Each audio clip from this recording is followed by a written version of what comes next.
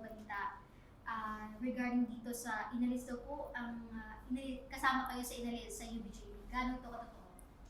Ay, matagal na ho na ayaw namin magsalita sana. Pero dahil paulit-ulit na tinatanong at saka pakiramdam ng mga kasama namin, sila Bonalhac, sila Tox Ibrahim, pati yung ibang grupo talaga na nag-organize ng UBJP, masyado na yung sobra na yung paninira. At baka kailangan na rin sagutin at sabihin kung ano talaga yung totoong nangyari. So tama ho yun na in reality, may mga tao talaga na inalis sa UBJP, lalo na yung original na nag-organize at saka tumulong kay Chief Minister, kay Sir Sammy, na i-organize, palakasin at i-register yung political party na UBJP. Meron din mga iba na inalis, hindi doon sa pinakamataas na antas ng partido, yung Secretary General, yung mga committee chairs doon sa regional level. Sa Cotabato in particular, yung mga chief executive officers sa barangay. Kung matandaan nyo, kami yung nag-organisa ng BOL sa Cotabato City. So, tinap natin noon yung mga tao ng mga commanders natin, yung political committee, plus yung mga iba-ibang agencies ng MILF para mabuo sila. Nagulat din kami, may mga nung nag-take over si Dr. Abbas, natanggal yung mga ibang CEO ng barangay. So, alam namin meron din mga natanggal doon. So, tama ho yun na may mga tinanggal talaga. Paano po nangyari ito? Tinanggal MP Nagib. According to Engineer Muhajirin, wala daw kung katibayan na black and white na nakasaad na tinanggal po ang ilang, katulad po ni, example na lang po ni MP Benito na tinanggal daw po sa UBJP. I think ang malinaw na nangyari ay in 2014 actually, merong directive yung Central Committee na mag-organisa ng political party. At ang inatasan noon ay si Chief of Staff ng BIAP, si Sir Sammy. Ang immediate na mga tao na kinuha niya, yung general staff niya. So sila Dr. Manda, sila Bonalhac, kami ang nandun sa organizing na yon. Pagkatapos na ako yung lead counsel nung final yung petition sa Commission on Elections. So kami nag-abogado doon para ma-register yung political party. Kabahagi nung sinubmit sa Commission on Elections ay yung structure ng party, pati yung mga officers.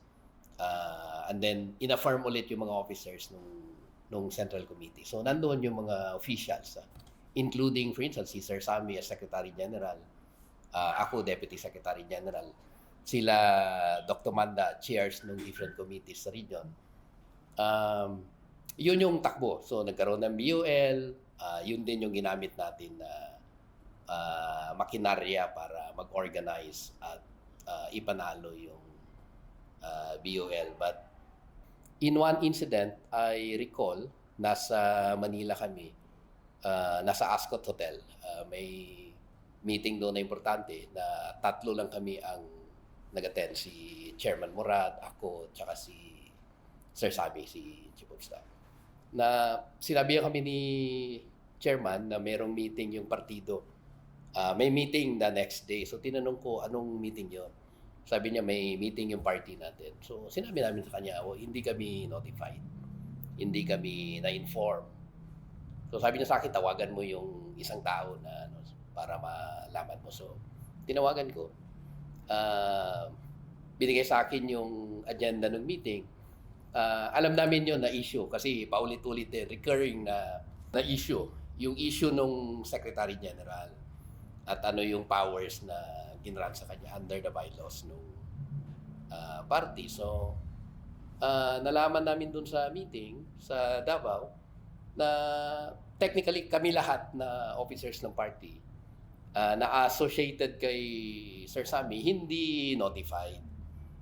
Meron pang earlier na 2 meeting sa Cotabato City na nangyari na hindi rin kami kasali, hindi kami na notify.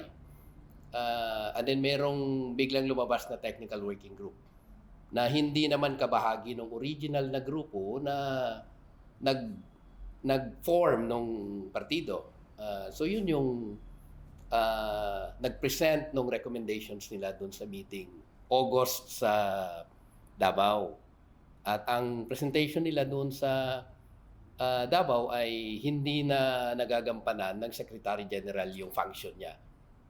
At baka hindi appropriate yung structure. Kaya nag-propose ng panibagong structure. Technically, doon sa structure na yon ay yung powers ng Secretary General nilipat doon sa Executive Vice President. So yun yung nangyari. Pero nagkaroon ng discussion doon at kami, tinayuan namin yung original na structure at pinaliwanag ko nga na yung proposition na hindi na idaan sa Secretary General yung lahat ng policy, programs, directives galing sa taas pababa ay niresolve na ng Central Committee ng 3 beses. Ang una, ni-raise nung Assistant Vice President for Youth na pwede ba sila mag-organisa ng diretso pababa. Hindi na dadaan sa Secretary General. Pangalawang beses ay yung Assistant Vice President for Women.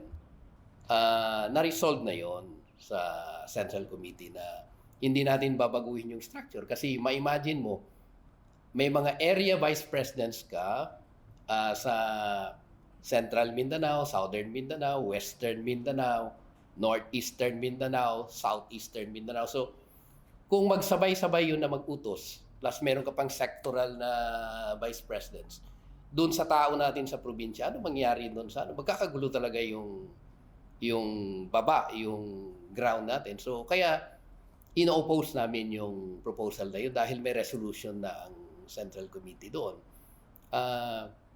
So, nagkaroon ng mahabang discussion. Ang naging resolution ay tinanong ni Chief Minister, si Chairman noon, sino ba ang original na gumawa ng partido, lalo na yung bylaws at saka yung structure. So, sinabi ko sa kanya, yung natitikan, sir, na inassign natin sa Cotabato ng BOL. So sabi niya, ibalik sa kanila yung pinroduce ng technical working group para aralin nila at silang mag-recommend doon sa Central Committee. Pero yung directive na yon in August 2023 was never executed. Yung technical working group, hindi nila binigay doon sa natitikan boys yung document. Ang next na lang na nangyari, nalaman namin ay nagkaroon ng meeting sa Darapanan, hindi na rin kami invited. Towards the end ng meeting, pinapunta si Sir Sammy at pinresent sa kanila yung structure. At nag-comment nga si Sir Sammy na nawala siya, nawala yung mga tao na original na gumawa ng partido, at kung ano ba, nakausap sila or nasabihan sila na tinanggal sila at may paliwanag sa kanila. Hindi nangyari yun. So, hindi totoo na walang tinanggal. Ang pinaka-serious na proof niyan sa ngayon, under the original bylaws at structure, yung documents for registration or manifestation of intent to participate at iba pang accompanying documents para sa compliance sana ng partido sa COMELEC ay ang pumipirma yung Secretary General. I asked the Chief Minister, si Sir Sammy, kung may pinirmahan siya sa gayon. Wala na daw siya pinirma. So, granting na hindi siya tinanggal dahil binalik siya, dahil may protest nga nung tinanggal siya, yung powers and functions niya ay hindi na yung original na powers and functions. So, na-disempower na yung Secretary General.